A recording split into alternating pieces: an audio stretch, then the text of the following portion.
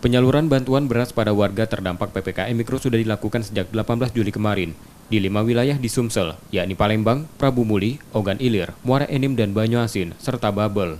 Perum Bulog di Fres Sumsel Babel menyatakan, dari 438 KPM yang diambil dari program Keluarga Harapan dan Bantuan Sosial Tunai Kemensos, masing-masing menerima 10 kg beras.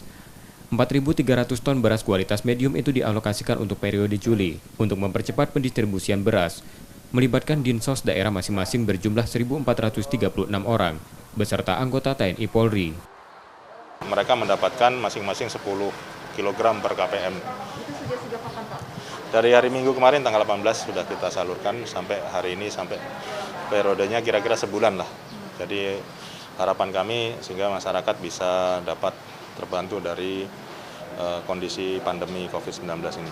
Wilayah Sumsel itu 4.308,080 kg untuk 430.808 keluarga penerima manfaat.